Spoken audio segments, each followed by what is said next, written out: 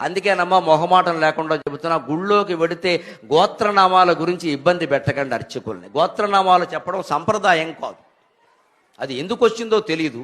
గోత్రనామాలు చెప్పడం సంప్రదాయం కాదు. పైగా ఒక్క యజమాని పేరు చెప్తే చాలు. ఏదో నరసింహరావు నామధేయస్య ధర్మపత్ని సమేతస్య సకుటుంబస్య సబాంధవస్య అంటే చాలండి. ఈ మధ్య అలా కాదండి, మా ఆవిడ పేరు చెప్పండి, ఆవిడ కోపం వస్తుంది, అందుకని దాంతో ఆగదండి. అబ్బాయిల పేర్లు చెప్పండి, అబ్బాయి పేరు చెప్పగానే పక్కనే మరి నా పేరు, కోడల పేరు చెప్పండి, మనవాళ్ళ పేర్లు చెప్పండి. చచ్చిపోతాడు ఈ అర్చక స్వామి ఇంతమంది పేర్లు చెప్పలేక. ఏమైనా జనాభా లిస్టా, ఓటర్ లిస్టా?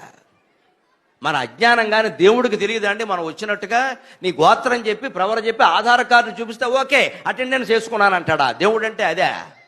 మనం ఎవరమో, మన గోత్రం ఏమిటో, మనం ఏమిటో ఆయనకి తెలియదండి. మనం ఎందుకు చెప్పమంటాం తెలుసు? అహంకారం అమ్మ లోపల. నేను వచ్చినట్టు నేను చెప్పాలి, నాకు తెలియాలి, నేను వచ్చినట్టుగా అక్కడ తెలియాలి. మా ఆయన పేరు సరిపోదు, నా పేరు కూడా చెప్పాలి. డౌన్లోడ్